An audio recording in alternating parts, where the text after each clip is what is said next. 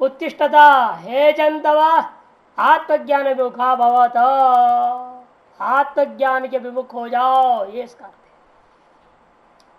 तद दर्शनार्थम अनादि अविद्या प्रसुप्ता, अनादि अविद्या में सोए हुए इन जीवों को, जंतुओं को जगाते हुए कर, हे जंतव उत्तिष्ठता, जगो, मैंने आत्मज्ञान की ओर अभिमुख हो जाओ। जागृत अज्ञान निद्राया घोर रूपाया सर्वार्थ बीजभूताया क्षय कुरुता, जागृत रूपी जो अज्ञान है, ये जागृत हम लोग बोल रहे हैं, ये भी अज्ञान निद्रा ही है। जागृत स्वप्न सुषुप्ति व्यवहार जो है, ये तीनों के तीनों अज्ञान रूपी निद्रा ही है, जो कि घोर रूप है। क्यों? सर्व अनर्थ बीजभूताया, संपूर्ण अनर्थ का बीजभूत है ये। इनको क्षय कर दो, इनका विनाश कर दो।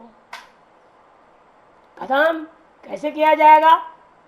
प्राप्य उपगम्य वरान प्रकृष्टान आचार्यान, प्राप्त कर लो। क्या प्राप्त किया जाए? मेरे प्राप्त तो जाओ उनके पास। इनके पास जाऊं? वरान प्रकृष्टान आचार्यान, प्रकृष्ट आचार्यों के पास। प्रकृष्टाचार्य कौन से? न्याय आचार्य, सांख्य आचार्य, कहते नहीं, तद्विदा वेदांत आचार्यों के पास जाना, जो ब्रह्म को जानने वाले। तदुपदिष्टम सर्वांतर महात्मन अहम अस्मिति निबोधता अवगच्छता, और जो वो उपदेश करते हैं उनके उपदेशों से क्या जानना है? सर्वांतर जो आत्मा है वही मैं हूं, ऐसा अच्छी तरह से अनुभव कर लो। निबोधता अवगच्छता, नहीं उपेक्षित व्याम इति श्रुति अनुकंप आह मातृवत।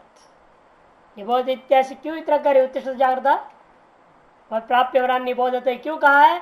तब कहते कि यह उपेक्षा करने लायक बात नहीं है। इसे श्रुति बड़ी कृपा करते हुए अज्ञानियों के ऊपर, माँ के समान अबोध बालक के ऊपर जैसे माँ कृपा करती है, उसी प्रकार से अबोध जीवों पर कृपा करती हुई श्रुति अनुकंपा करते हुए, दया करते हुए यह बात कह रही है। तब कहते अच्छा, अति सूक्ष्म बुद्धि विषयत्वात् ज्ञेयस्य किम सूक्ष्म बुद्धि इत्युच्यते। कहते अति सूक्ष्म बुद्धि का विषय है वो, ज्ञेय आत्मा है, ब्रह्म है, वह अत्यंत सूक्ष्म बुद्धि का विषय है। साधारण बुद्धि ग्रहण ही नहीं कर सकते उस आत्मा को। तब प्रश्न उठा, इसलिए श्रुति अनुकंपिया मातृवत, ऐसा अन्वय कर देना।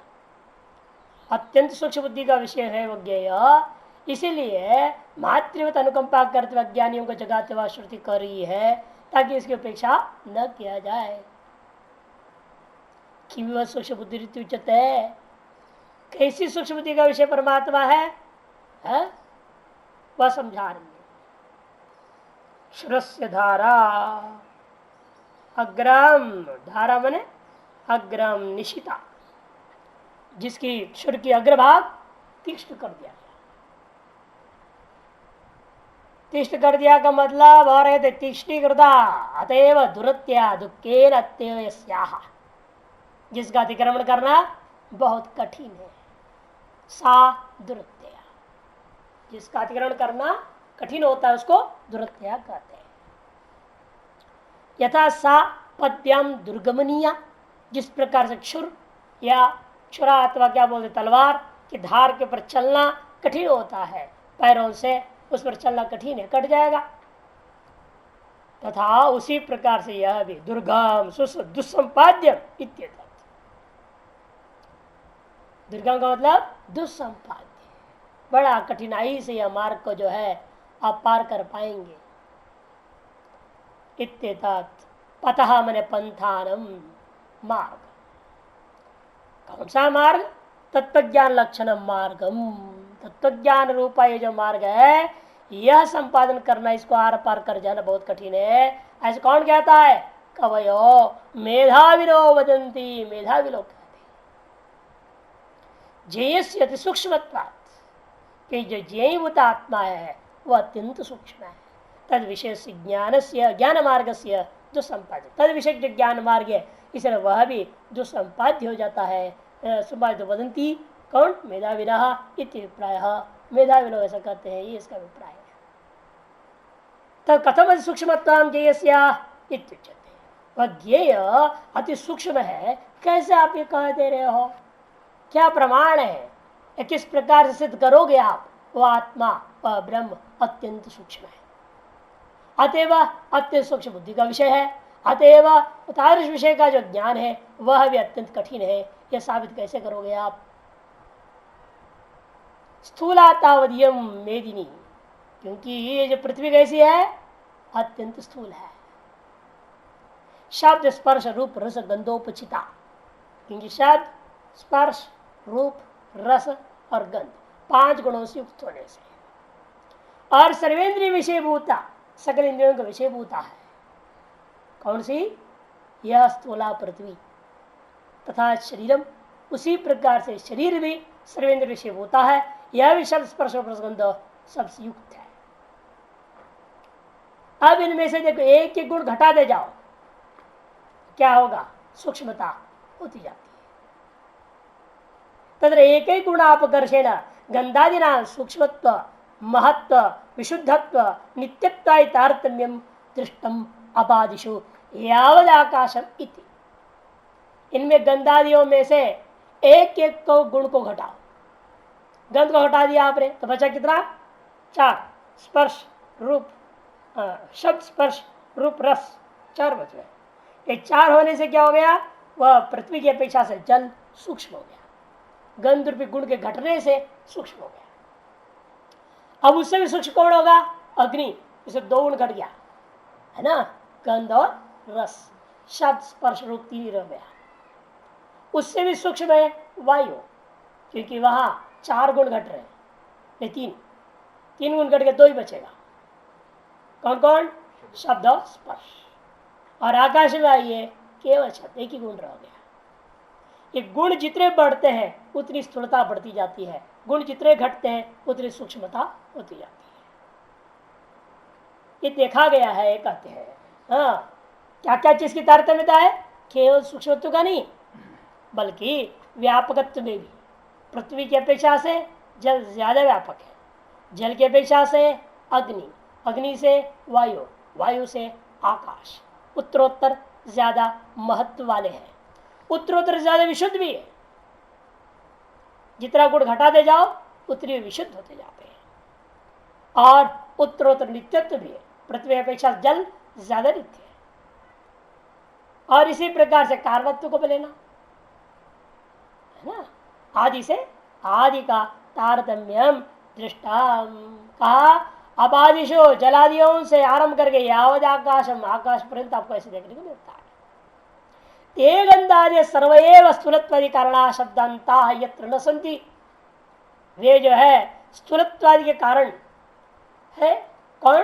ये शब्दादि गुण शब्दांता स्थूलत्वादि कारणा यत्र न भवन्ति, वे गंधादि और शब्द पर्यंत, ये जो 5 गंधादि शब्दांता सर्वैव स्थूलत्वादि कारणा, स्थूलत्वादि के कारण है। वे जान नहीं होते हैं किमु तस्य सूक्ष्मत्वम वक्तव्य, उसकी जो सूक्ष्मता के बारे में वह निरतिशय सूक्ष्मता वहां पर है, यह कहने की अब क्या आवश्यकता रह गई? अपने आप सिद्ध हो गया बात तैमुतिक न्याय से। किमु वक्तव्यम इत्यर्थ दर्शित श्रुति, इसी बात को श्रुति दर्शा रही है। वायु और दुष्कर्म कहा है ना, मन के बारे में। वायु को ही बांधना कठिन है जो कि स्थूल वस्तु है, पृथ्वी आदि की अपेक्षा से सूक्ष्म होने के नाते वायु को भी आप बांध नहीं सकते। फिर भी अपनी अपनी तरीका है, विशेष यंत्रों से विशेष साधन बना करके, गैस सिलेंडर है, सब वायु को बंद कर दिया ना आपने, 16 किलो वायु बंद कर दिया गया उसमें, ज्यादा डालोगे तो फट जाएगा, उसमें सीमा है। फिर भी आप एक प्रकार के साधन विशेष की तरफ वायु को भी बांध सकते, आकाश को कैसे बांधोगे? आकाश को तो कोई बांध ही नहीं सकता है, या नहीं? क्योंकि जहां भी आप जिस किसी बर्तन से बांध रहे हो, आकाश को मान लो, घट आकाश आपने कह दिया, घट से बाहर भी तो आकाश है, घट जहां है वहां भी आकाश, आकाश में घट रहता है। घट को तो कोई परिच्छिन्न कर ही नहीं पाता है। और आकाश का भी जो कारण होगा उसके बाद फिर कहने क्या है, वह निर्दिशय सूक्ष्मता उसमें स्वतः ही सिद्ध हो गया। इसलिए किमो वक्तव्यम तस् सूक्ष्मत्वादि निर्दिशत्व, ऐसे उस आत्मा के बारे में जहां गंध से लेकर शब्द आदि तक होते ही नहीं है, स्थूलत्व कारणभूत वस्तु रहता ही नहीं है, वहां के बारे में तो कहने क्या है, सूक्ष्मत्वादि वहां अत्यंत निर्दिशय है, इसमें तो कोई संशय नहीं है। इस बात को स्पष्ट करने के लिए श्रुति आरंभ होती है। अशब्दम स्पर्शम रूपम अव्ययम तथा रसम नित्यम गंधवच्चयत अनाद्यनंतम महत परम ध्रुवम निक्षायत मृत्यु मुखात प्रमुच्यते। अशब्दम स्पर्शम रूपम अव्ययम कैसा है, अशब्दम स्पर्शम अरूपम अव्ययम, शब्द रहित स्पर्श रहित रूप रहित है। और आगे तो कहते तथा अरसम नित्यम अगंधवच्चेत, पंचगुण ले लिया ना, अरसम और अगंधवच्चेत, जो शब्द रहित स्पर्श रहित रूप रहित रस रहित और गंध रहित है, वह कैसा है, वो अव्ययम नित्यम, वो अव्यय है, वह नित्य है। अनाद्यनंतम महद परम ध्रुवम, और वह अनादि है, उसका कोई आदि नहीं, मैंने उसका कोई कारण नहीं है, अतः वह किसी के कारण नहीं है। अनंतम, उसका कोई कार्य नहीं है, अतः वह किसका कार्य नहीं होता। अंत मने कार्य, आदि मने कारण, अकारणम और अकार्यम इत्यर्थ। महतः परम ध्रुवम, और कैसा है वो, महतः परम, महत्व से भी वह परे, सर्वभूतों का साक्षी से होने के नाते वह महत्व से भी समष्टि बुद्धि से भी वो परे है। और ध्रुवा मने वो निश्चल है। निचाय तत्व, उस आत्मा को, उस आत्म तत्व को निचाय अपरोक्ष रूप से जानकर अनुभव कर जीव क्या करता है, मृत्यु मुखात प्रमुच्यते, अविद्या काम कर्म रूपी जो मृत्यु है इनके पंजों से छूटकर वह मुक्त हो जाता है। अशब्दम स्पर्शम रूपम अव्ययम तथा रसम नित्यम अगंधवच्चयत। एक व्याख्यातम ब्रह्म अव्ययम, ये सारी चीजें व्याख्यान कर चुके हैं, इसलिए दोबारा नहीं बोलना चाह रहे हैं। ब्रह्म जो है वह अव्यय है, उसके अंदर कोई क्षय नहीं होता। यदि शब्दादिमत तद्वेति, क्योंकि व्यवहार में देखने को मिलता है जो शब्दादि गुणों वाला होता है उसी का व्यय होता है। इदम तो अशब्दादिमत्वात् अव्ययम, और ये शब्दादिमान न होने से यह तो अव्यय है। न वेति न क्षीयते, वे को प्राप्त होता नहीं, अक्षय को प्राप्त होता नहीं है। अतएव इसलिए वो क्या है, वो नित्यम, वो नित्य है। कि यदि वेति तद अनित्यम, जो वे को प्राप्त होता है वो अनित्य होता है। इदं तो न वेति अतो नित्यम, और इसका कोई व्यय होता नहीं, क्षय होता नहीं, किसी प्रकार से परिणाम नहीं होता, इसलिए यह नित्य है। इतश्च नित्यम, और भी है तो नित्यता के प्रति, अव्यय होने के नाते नित्य है, इतना ही नहीं, गुणों के रहित होने के नाते नित्य है, इतना ही नहीं, बल्कि वह अनादि और अनंत होने के कारण से भी नित्य है। अनादि अविद्यमान आदि कारणमस्य तद इदम अनादि, आगे ना अविद्यमान है, आदि मने कारण, जिसका कोई कारण ही नहीं होता, अर्थात यह किसी का कार्य नहीं है। यदि आत्मा किसी का कार्य होता तो भी नष्ट हो जाता, लेकिन यह आत्मा किसी कार्य न होने से ये नष्ट नहीं होता, अतः यह नित्य है। यदि आदिमत तत्कार्यत्वाद अनित्यम कारणे प्रलीयते यथा पृथ्वी आदि, क्योंकि जो भी आदि वाला है, यदि स्मात यद आदिमत, जो आदि वाला है, तत्कार्यत्वाद, उस हम क्या मानते हैं, कार्य मानते हैं। अतएव अनित्यम कारणे प्रलीयते, वो अनित्य होकर के कारण में लय हो जाता है, जैसे पृथ्वी आदि। इदं तो सर्वकारणत्वात् अकार्यम अकार्यत्वात् नित्यम न तस्य कारणमस्ति यस्मिन् प्रलीयते। और यह आत्मा कैसा है, सकल चीजों का खुद कारण है, वो और किसी कारण नहीं है। अकार्यम, अतः किसी का भी कार्य नहीं है, और अकार्य होने से नित्य है। न तस्य कारणम अस्ति, उसका कोई कारण है ही नहीं जिसमें यह नष्ट होकर लय हो जाए। इसका कोई कारण होता उसमें आत्मा क्या होगा, नष्ट होकर लय हो जाएगा।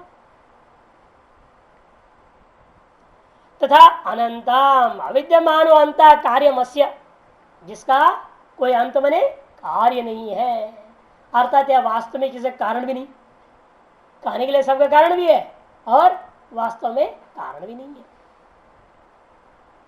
अस्य तत् अनंतम, वह अनंत है। यथा कदल्यादे फलादि कार्योत्पादनेनापि अनित्यत्व दृष्टम, इसलिए कई बार होता है, देखो केले का पेड़ है, ये क्या होता है, एक बार फल देते फिर मर गए। इधर से आत्मा भी ऐसे ही हो, कोई कार्य पैदा करके नष्ट हो जाए, ऐसा ऐसे कोई कार्य ही नहीं है जिसको पैदा करके नष्ट हो जाए। कदल्यादे है फलादि कार्योत्पादन नापि अनित्यत्व, फलादि कार्य के उत्पादन के द्वारा वह भी अनित्यत्व अनित्य होता देखा गया। न च तथापि अंतवत्वम, उस प्रकार के अंतवत्व भी इस ब्रह्म में नहीं है। ब्रह्मणो अतोपि नित्यम, इसलिए भी वह नित्य है। अव्ययत्वात् नित्यम, गुणाभावात् नित्यम, अनादित्वात् नित्यम, अनंतत्वात् नित्यम, ये सब हेतु परक है। महतो महत्त्वात् बुद्ध्याख्यात परम विलक्षण, और कैसे आत्मा वह महत्त्व से, जो बुद्धि नामक महत्त्व है उससे पर है, मैंने उससे विलक्षण है। नित्य विज्ञप्ति स्वरूपत्वात्, क्योंकि जो बुद्धिया की क्या है वह निश्चयात्मिक वृत्ति, जो निश्चयात्मिक वृत्ति है वो अनित्य विज्ञान है वह, और आत्मा कैसा है, नित्य विज्ञान विज्ञप्ति स्वरूपा है, और बुद्धि अनित्य विज्ञप्ति स्वरूपा होने से उसके विषय विलक्षण है, श्रेष्ठ है, नित्य है वगैरह है। सर्वसाक्षी सर्वभूतात्मत्वात् ब्रह्म, कि जो ब्रह्म कैसा है, सकल भूतात्मक होने के नाते सकल का साक्षी है वो। उत्तम ही ये बात कही गई है, येष सर्वेषु भूतेषु गूढ़ आत्मा न प्रकाशत है, ये सकल भूतों में आत्मा है, येषा आत्मा सर्वेषु भूतेषु गूढ़ प्रच्छन्न, सकल भूतों में छिपा हुआ के समान छिपा हुआ है, और इसलिए प्रकाश नहीं होता इत्यादि पहले कह चुके हैं 1:3:12 में। ध्रुवंच कूटस्थम नित्यम न पृथिव्यादिवत आपेक्षिकम नित्यत्व, ध्रुवंच, और कैसा है आत्मा, ध्रुव है। ध्रुव का मतलब कूटस्थ, वो कूटस्थ है। कैसा है वो, कूटस्थ है।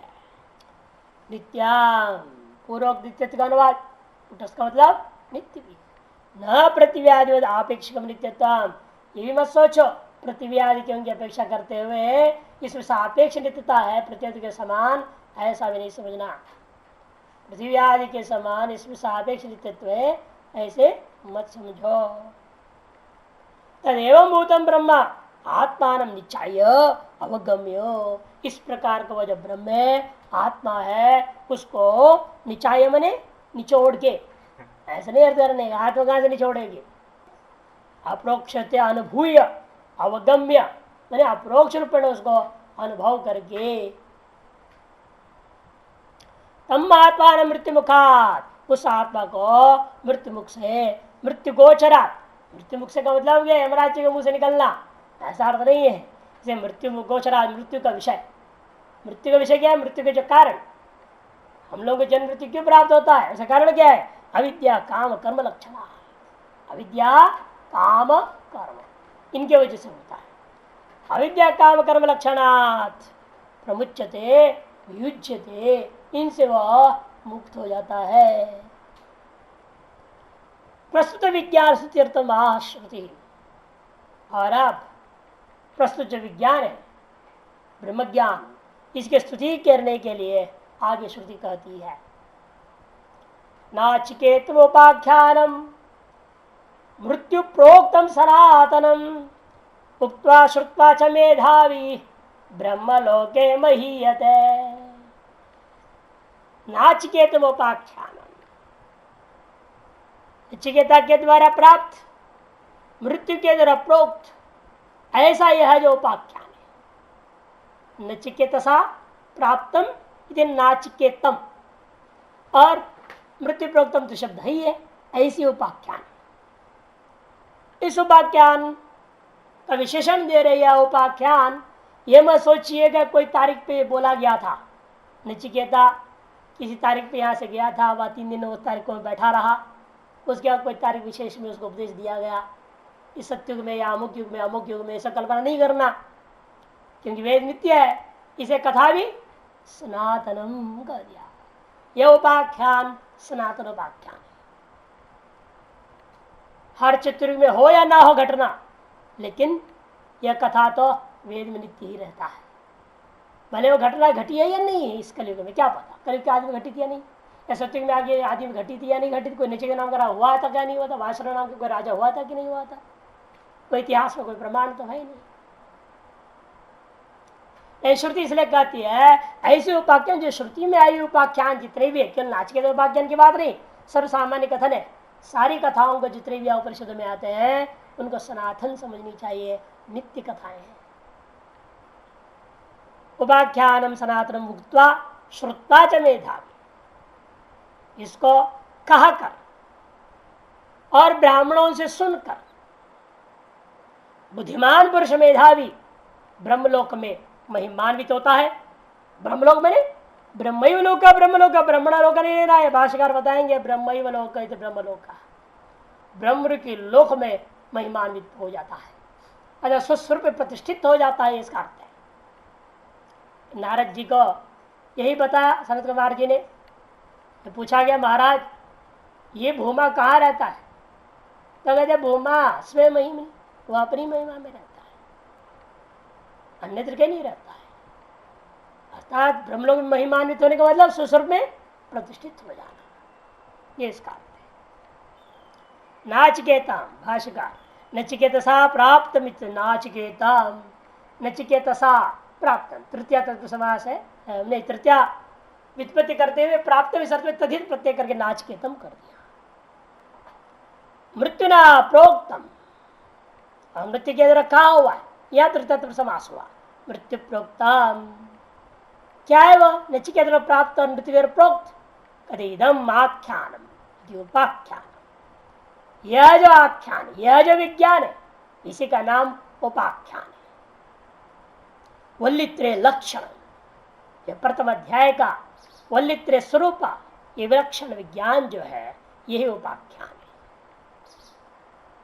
यह उपाख्यान आदि अंत कोई तारीख वाला नहीं है, सनातनम चिरंतनम वैदिकत्वात्।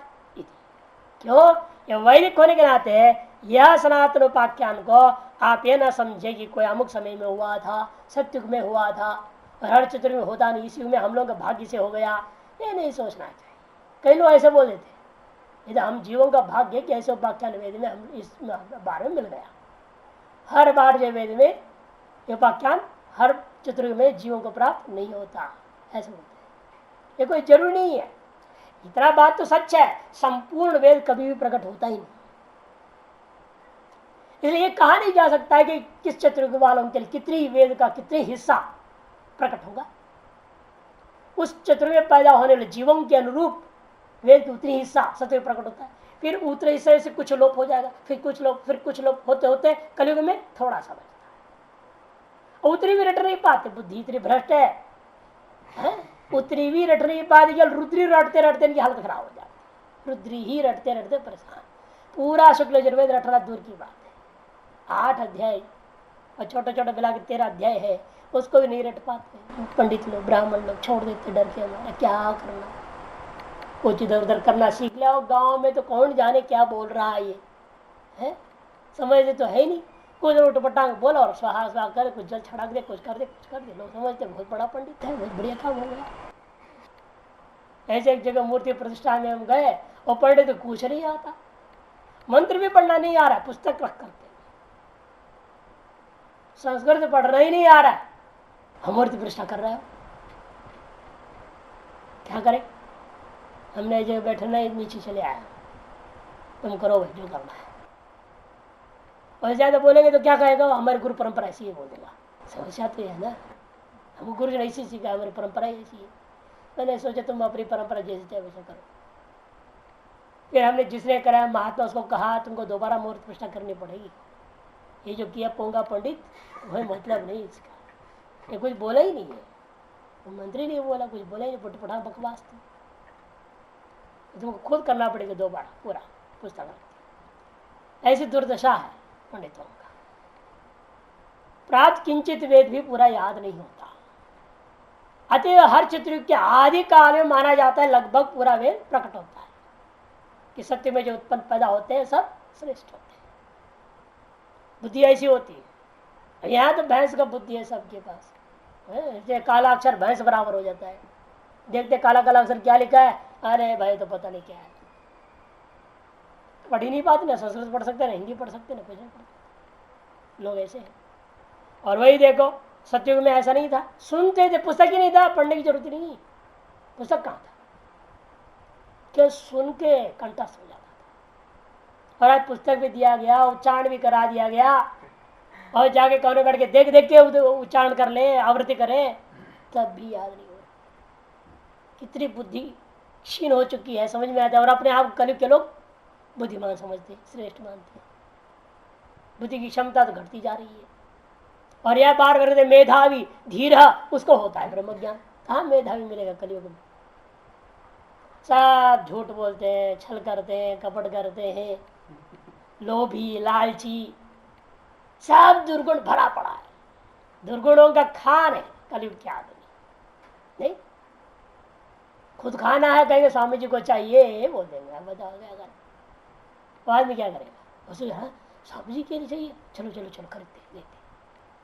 और हम मेरे लिए तो खाना नहीं, ना हमारे लिए लाना है, ना कुछ है, हमने देखा ही नहीं, लोग ऐसे झूठ बोल देते हैं।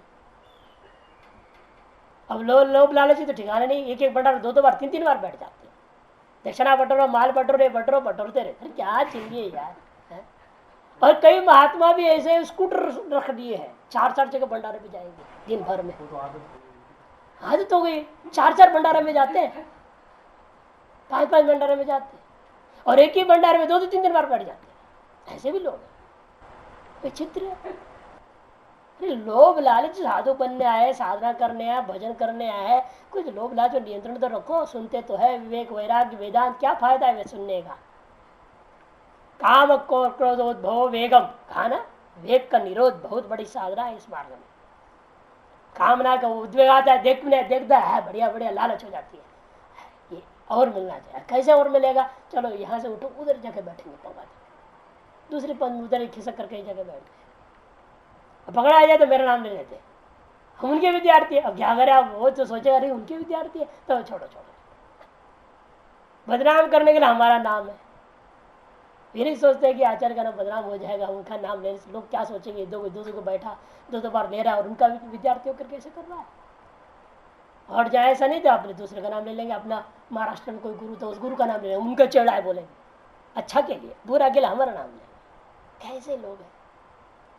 नमकीन कौन खाया, हम खाए, नमकीन खाना तो छोड़ दे, 4 महीने हो गए, तो हमारा नाम पिलाते हैं, क्यों ला रहे भाई, खुद खाने के लिए। ये कई बात हमें पता लगता है, बड़ा क्या ऐसे लोगों को पढ़ा के फायदा क्या, झूठ नहीं छोड़ा, छल कपट नहीं छोड़ा, कामोद्वेग की रोकथाम नहीं है। और यह शास्त्रकार कहते हैं जो मेधावी है ऐसा व्यक्ति, ये वैदिक सनातन विज्ञान को ब्राह्मणों से सुन के या ब्राह्मणों के सामने बोल करके, ब्राह्मण के सामने पाठ करने से भी पुण्य होता है, ब्राह्मण से सुनने से भी हो जाता है। उक्त्वा ब्राह्मणेभ्य श्रुत्वा आचार्येभ्य, ब्राह्मणों के सामने पाठ करके और आचार्यों से सुन करके। मेधावी ब्रह्मैव लोकः इति ब्रह्मलोकः, ब्रह्मैव लोक इति ब्रह्मलोकः, देखो साफ बोल रहे, ब्रह्मैव लोक इति ब्रह्मलोकः, कर्मधारय समास करना, ब्रह्मणः लोक ब्रह्मलोक नहीं लेना, ओ ये ब्रह्मलोक है 7 आसमान के ऊपर, उस ब्रह्मलोक को नहीं लेना है। ब्रह्मैव लोक इति ब्रह्मलोकः तस्मिन् मह्यते, मैंने आत्मभूत उपास्य भवति इत्यर्थः, अर्थात क्या है, आत्मभूत उपास्य है, उपास्य ही हो जाता है, ब्रह्मविद ब्रह्म भवति, ब्रह्म ही हो जाता है, ये इसका तात्पर्य समझना चाहिए। कहते हैं ब्राह्मण के सामने पाठ करना है, आपने कहा कहाँ पाठ करना है, ब्राह्मणों को अपने घर बुला के जब बिठा के पाठ कर ले, हाँ जरूर, लेकिन उसमें श्राद्ध काल में हो, यह जो पक्ष चल रहा है, देखो प्रसंग वशात श्राद्ध पक्षी चल रहा है, ये इमं परमं गुह्यम श्रावयेद ब्रह्म संसदि प्रयत श्राद्ध काले वा तदानंत्याय कल्पते, तदानंत्याय कल्पते इति। कहते हैं कि जो कोई भी पुरुष, यह कश्चित पुरुष इमं परमं गुह्यम, इस परम गोपनीय जो ग्रंथ है कठोपनिषद, इसको ब्रह्म संसदि श्रावेत, ब्राह्मणों की सभा में सुनाता है, अथवा श्राद्ध काले व श्राद्ध काल में सुनता है, सुनाता है। प्रयतः, प्रयत का अर्थ दो है, प्रकृष्ट यत्न पूर्वक विशेष प्रयास के साथ, अथवा शुद्ध होकर, शुद्ध होकर सुनता है वह सुनाता है। तद आनंत्याय कल्पते, तद आनंत्याय कल्पते, निश्चित रूप में उसका वह श्राद्ध, वह ब्राह्मण पूजा अनंत फल प्राप्त कराने वाला हो जाता है, अनंत फल प्राप्त कराने वाला हो जाता है। ऐसा श्राद्ध ही अनंत फल देता है, ऐसी ब्राह्मण पूजा अनंत फल दे देता है। भाष्य, यह कश्चित इमाम ग्रंथम परम प्रकृष्टम गुह्यम गोप्यम श्रावेत, जो कोई पुरुष इमाम मन इस कौन से इस चीज को ग्रंथम, परमम मन प्रकृष्टम अत्यंत प्रकृष्ट है, पवित्र है, उत्कृष्ट है, गुह्यम गोप्यम अत्यंत गोपनीय है, इस चीज को श्रावेत ग्रंथ तो अर्थदश, केवल मंत्र पाठ कर लिया बड़ बड़ बड़ करके उतने से नहीं, यदि अर्थ के साथ हो जाए अति उत्तम है। मंत्र भी पढ़ रहे हैं, उसका अर्थ भी सुना रहे। आप लोग नहीं देखे हैं दक्षिण भारत में जो उड़पी है, तो माध्व संप्रदाय के महात्मा लोग जब बैठते भोजन के लिए, ब्राह्मण पंगत लगती है, वहां का नियम है ब्रह्मचारी लोगों को खड़ा कर दे 10-12, उसमें 5-6 लोग मंत्र बोलेंगे, अलग अलग के लिए उपनिषद है, अलग अलग उपनिषदों का पाठ करते हैं, 5-6 लोग पाठ करेंगे और 5 उससे संस्कृत व्याख्या, जैसे भाष्य है उनके यहाँ पे माध्य भाष्य है, और भाष्य को पाठ करेंगे और कंठस्थ रहते हैं बालकों को, यानी पुस्तक लेके खड़े हैं वहां, उपनिषद पाठ कर रहा है 5-6 लोग और उसकी व्याख्या 5-6 लोग, और महात्मा लोग बैठे चुपचाप खा रहे, ब्राह्मण लोग चुपचाप खा रहे। ये क्या क्यों करना नहीं, अगल बगल में बोलना नहीं है, 4-2 2-2 कुछ नहीं बोलने का, वहां आ रहा है डाले जा रहा है, नहीं चाहे तो हाथ दिखा दो, बस बोलना नहीं, इतना दो उतना दो, जितना वो डाल दिया प्रसाद है भगवान का, मांगना नहीं है। वहां कैसा रिवाज है, उड़पी के ब्राह्मण पंगत वगैरह, ब्राह्मण तो बैठने नहीं देते, आप लोग जाएंगे तो वह घुसने नहीं देंगे, वहां तो ब्राह्मण नहीं है, न गोत्र पता न कुछ पता, किसको घुसने नहीं देते वहां। और शूद्र पंगत अलग होता है ना, क्षत्रिय पंगत अलग, वैश्य पंगत अलग, शूद्र पंगत अलग, वहां बिठाएंगे आपको, घुसने भी नहीं देंगे उसे। अलग होता है वो, सब लोगों को वहां बिठा देते हैं, देसी विदेशी सब बैठे, म्लेच्छ सब वहां पर, सब गोत्र सब वहां पका देते हैं। और उनकी पहचान भी है, वो देख के पहचान लेते, जो पर्ची पे देता है ना वो पहचान लेता है, क्षत्रिय की, ब्राह्मण की, वैश्य। हमने एक बार मंत्रालय में जान के नाटक किया, ऐसे कपड़ा उपड़ा इस ढंग से डाल के चला गया और उसको बोला मैं क्षत्रिय हूँ, और जब क्षत्रिय गोत्र भी बोला और हंसता है, तो प्रचार दे रहा था ना भोजन को, हंसने लगा, कहते हो नहीं सकते, कन्नड़ में बोला आप हो नहीं सकते, और क्या हो सकता हो, बोलो आप बोलो, तो तुम ब्राह्मण हो, तो ब्राह्मण का परिचित है, ब्राह्मण पंगत में जाओ, बोला तो वहां जाओ। अरे देखो ऐसा कैसे पहचान लिया,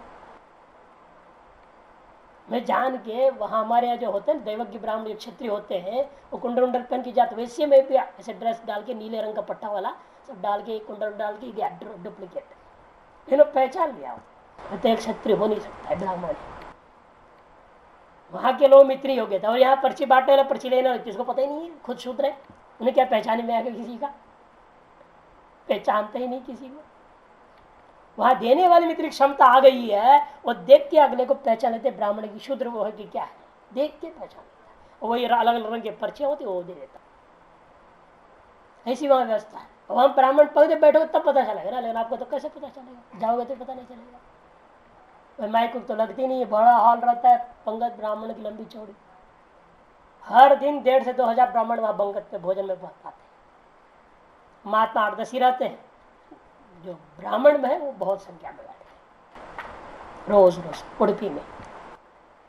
जब वहां अंदर क्या बोल रहे बाहर सुनाई भी नहीं देगा, इतना बड़ा हॉल में इतने लोग बैठे खाना खा रहे।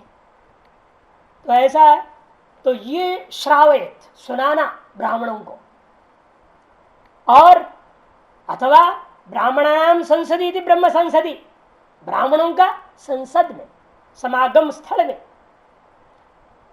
प्रयतः मैंने शुचि भूतवा शुद्ध होकर के श्राद्ध काले वा शुद्ध होकर सुनाना है, अथवा शुद्ध होकर के ही अब विकल्प से कर दिया श्राद्ध काले श्रावेत, श्राद्ध काल में श्रवण कराना। और श्राद्ध काल में कब, जब श्राद्ध कर रहे तब कैसे सुनाएगा वह तो तरप्यामी बोल रहा है या सदा सदा बोल रहा है, कुछ तो बोलता रहेगा, वहां कैसे सुनाएगा। इसे कहते हैं भुंजाना नाम। श्राद्ध हो गया, उसके बाद श्राद्ध से हट के स्नान करके पवित्र होकर आ गया, ब्राह्मणों को भोजन खिला रहा है, श्राद्ध का अंगभूत ब्राह्मणों को भोजन खिला रहा है। जब तब वह ब्राह्मण भोजन खा रहे हैं, आप कठोपनिषद को सुनाएंगे, वह भी ग्रंथ था और अर्थ था भी सुना दिया जाए, अति उत्तम है। तो तच्छ्राद्धम अस्य आनंत्याय अनंत फलाय कल्पते संपदते, उसके द्वारा किया गया वह श्राद्ध, वह ब्राह्मण भोजन वगैरह अनंत फल प्रदान करने वाला हो जाएगा। दो बार क्यों कहा तदा अनंत्याय कल्पते, दुर्वचनम अध्याय परिसमाप्त्यर्थम, दोबारा जो पाठ हो गया मंत्र में वह संकेत करने के लिए कि प्रथम अध्याय यह परिपूर्णता को प्राप्त हो जाता है। तदान्त्याय कल्पते है। अब द्वितीय अध्याय आरंभ होता है, उसकी अवतरणिका दे रहे, अतः द्वितीय अध्याय प्रथमवल्ली, येषु सर्वेषु भूतेषु गूढ़ो आत्मा न प्रकाशते दृश्यत्व क्रिया बुद्धि इत्युक्तम। प्रश्न यह है, देखिए आपने दो परस्पर विरोधी बात कहा है। एक बात तो आपने कहा सकल भूतों में वह आत्मा गूढ़ है, छिपा हुआ है, वह कभी किसी के प्रकाश में नहीं आता। दूसरे लोग कह रहे हो दृश्यत्व क्रिया बुद्धिया, लेकिन अग्रबुद्धि से दिखाई भी देता हो, विरुद्ध बात है ना। इसका मतलब कहने का आपका तात्पर्य है, इसमें परस्पर वाक्यों का अर्थ को समन्वय करता हूं तो यह समझ में आता है, आपका कहने का तात्पर्य यह है कि आत्मा सर्वसामान्य बुद्धि को प्रकाशित नहीं होता, विशिष्ट बुद्धि को ही प्रकाशित होता है। उसका भी तात्पर्य क्या है, इसका मतलब कोई ऐसा विलक्षण प्रतिबंध है, ऐसा कोई विलक्षण प्रतिबंध है जिसकी वजह से हमारे सामान्य बुद्धि को पकड़ में नहीं आता, किंतु विशेष बुद्धि को पकड़ में आता है। वह प्रतिबंध क्या है वही बताना है। कहा पुनः प्रतिबंध अग्र्या बुद्धि है, सभी का बुद्धि अग्रबुद्धि क्यों नहीं हो जा रही है, सभी का बुद्धि तेज क्यों नहीं हो जा रहा, ये प्रश्न उठेगा ना। सभी का बुद्धि तेज क्यों नहीं हो रहा है, कहते हैं कहा पूरा प्रतिबंध अग्र बुद्धि है, इस अग्र बुद्धि होने में क्या प्रतिबंधक है।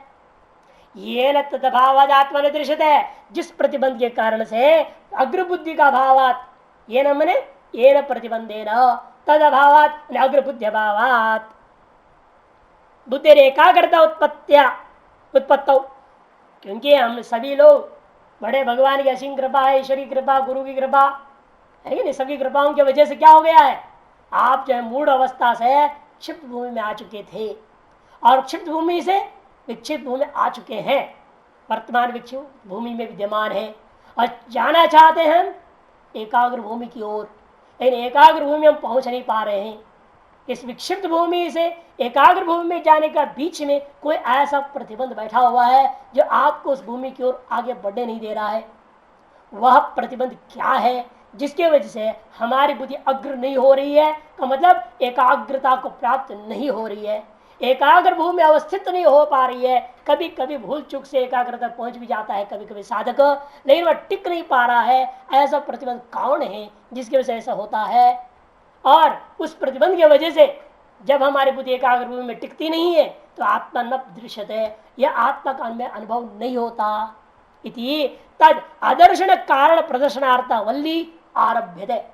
सब ब्रह्मज्ञान की कथा तो हो गई, अब ब्रह्मज्ञान बोलना नहीं है हमको, ब्रह्मज्ञान दे दिया गया और अब इन प्रतिबंध को समझाना है, प्रतिबंध को दूर करने के तरीकों के बारे में समझाना है। इसे कहते यह वल्ली जो आरंभ हो रहा है तद आदर्शन कारण प्रदर्शनार्था वल्ली आरभ्य, उस आत्मा के आदर्शन का कारणीभूत जो प्रतिबंध है उन प्रतिबंधों को प्रदर्शन करा करके उन प्रतिबंधों के निवारण के उपाय भी बताने के लिए यह वल्ली आरंभ की गई है। विज्ञाति ही श्रेय प्रतिबंध कारणे तद अपरेराय यत्न आरब्धुम शकते नान्यता इति। क्योंकि यह दुनिया में देखा गया है, यदि आपको मालूम हो जाए क्या प्रतिबंध है, आप क्या करोगे?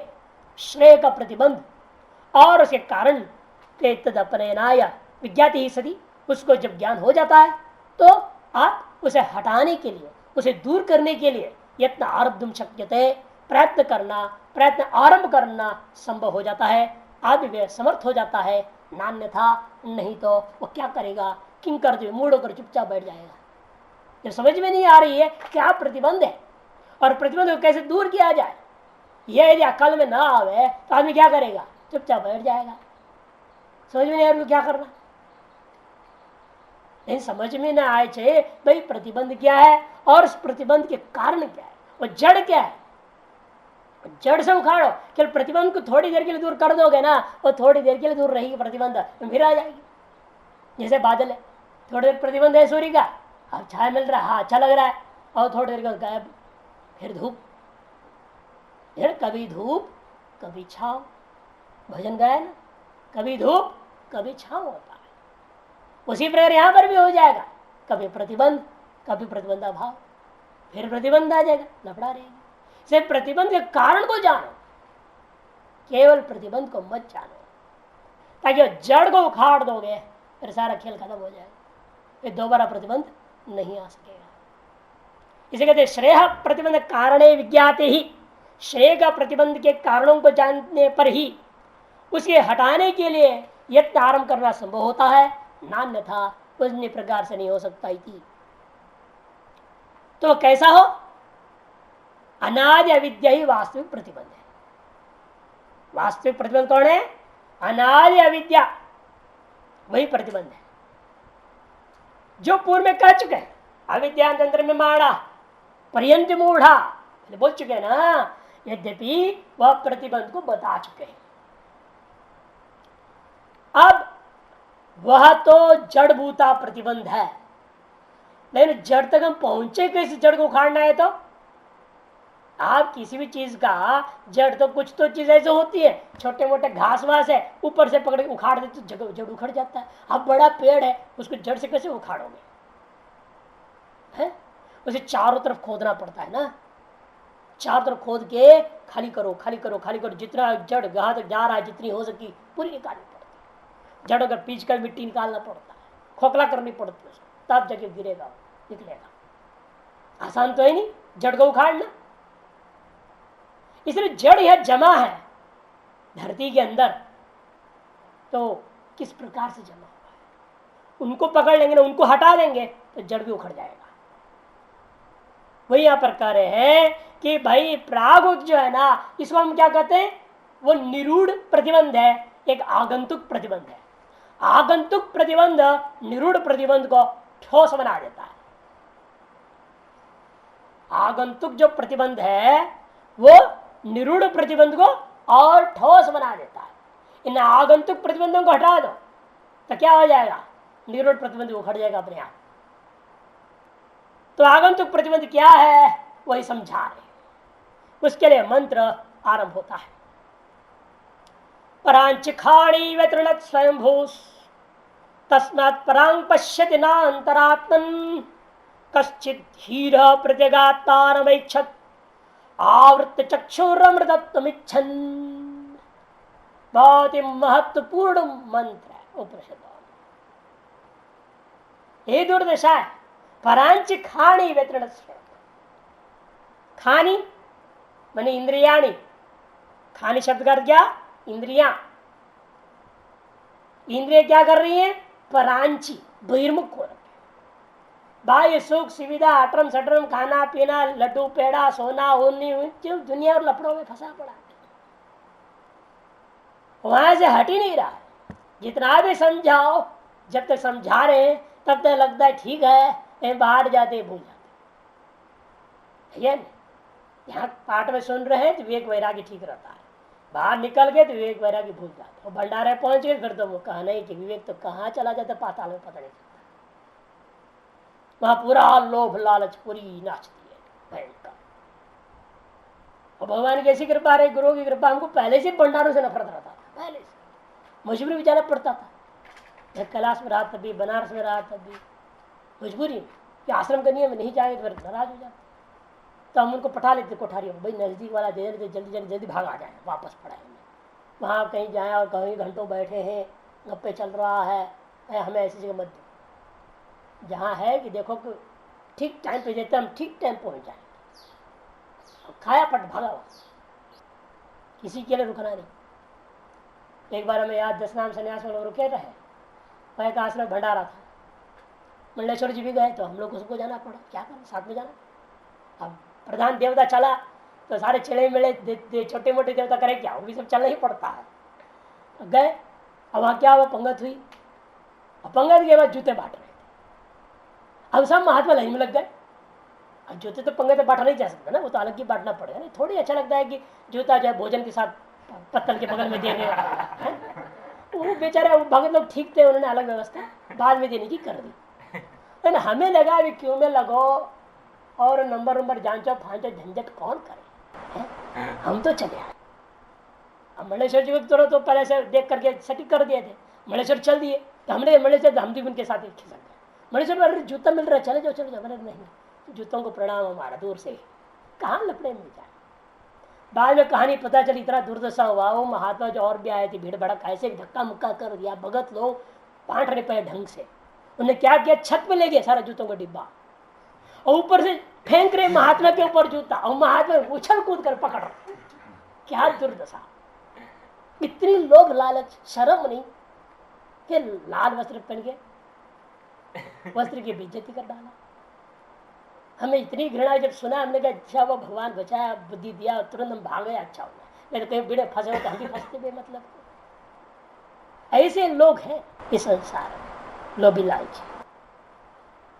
तीसरे कहते हैं कि ये जो इंद्रियां बहिर्मुख है, क्षुद्र वस्तुओं का पीछे दिन रात चिंतन में लगा हुआ है, कभी अंतर्मुख होता ही नहीं।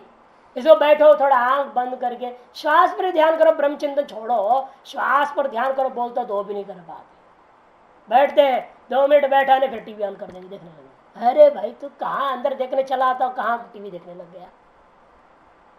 बड़ा दुर्दशा है ये मन और इंद्रियों की, जितना भी कहो आदत छूटती नहीं। सुनते हर बार, जब मौका मिलता है मैं छोड़ता नहीं, बोलता हूँ। वो सुनते एक कान से सुनते दूसरे कान से छोड़ देते, क्या करें। परांचिकान यही सबसे बड़ा प्रतिबंध है। हम अपने इंद्रियों पर नियंत्रण नहीं कर पा रहे, हमारी इंद्रियां बहिर्मुख हो चुकी है। इतनी बहिर्मुख हो चुकी है तो कैसे हुई, कोई पूछेगा, कहते स्वयं हूं। स्वयं परमात्मा ब्रह्मा ने जब जन्म दिया, सृष्टि पर आया, तभी इन जीवों के इंद्रियों को बहिर्मुख कर दिया था। तृणत स्वयं, एक से ब्रह्मा ने हिंसित कर दिया, तृण हिंसायम धातु। स्वयं परमेश्वर ने शब्दादि विषयों को प्रकाशित करने के लिए प्रवृत्त होने वाली इन इंद्रियों को बहिर्मुख करके मानो एक तरह से इन जीवों पर उनका हनन कर दिया है, उनको हिंसित कर दिया है। तस्मात इसी वजह से ये जीव उस ब्रह्मा के द्वारा डाले हुए आदतों पर विजय प्राप्त नहीं कर पा रहे हैं, और परांग पश्यति नांतरात्म, इसे बाहरी देखते रहते हैं, अपने अंतरात्मा को देख नहीं पाते, निमित्त ढूंढते रहते हैं। आप लोग बिना भागने का मौका मिले कहीं ना कहीं है, इतनी बहिर्मुखता चंचलता है, कोई ना कोई निमित्त ढूंढेंगे, भाग जाएंगे। भागेंगे कहाँ, वो कहीं ना कहीं भंडारे में घुस जाएंगे, अंत में वही उसकी दुर्गति है। क्या जाए और कहाँ जाएगा, वहां जाके क्या मिलेगा, वहां यही मिले। ऋषिकेश में है क्या, हरिद्वार में केवल भंडारों के लिए कुछ होता है नहीं वहां। और कई आश्रम वालों ने इसे नियम ही बना दिया, हमारे भंडारा खाना है तो हमारे पाठ में बैठना पड़ेगा, संख्या तो कम से कम दिखे, नियम बना दिया। हमारे पाठ में बैठोगे तो पाठ का अंत में अभी कोई पर्ची बांट देते हैं, ताकि वो पाठ में आएगा तो पर्ची के लिए तो कम से पाठ में आना पड़ता है ना।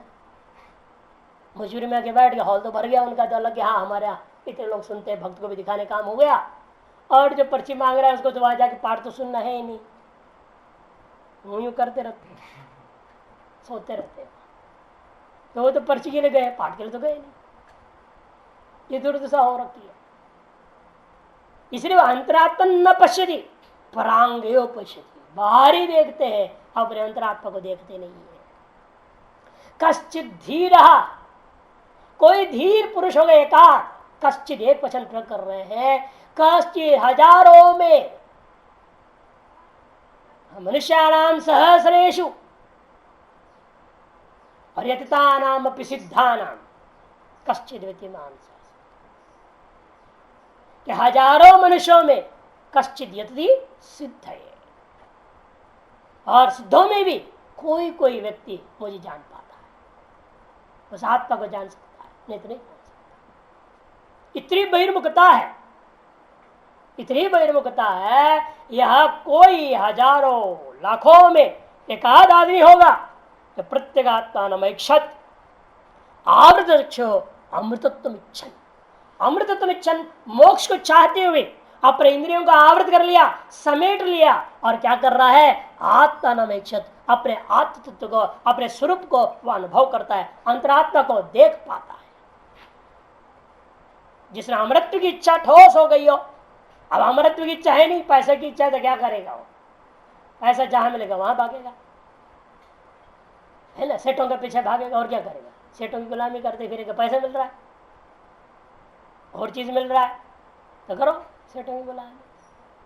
आज जो विद्या चाहिए तो विद्या के पीछे भागेगा ना, वो थोड़ी इन चीजों के चक्कर में पड़ेगा,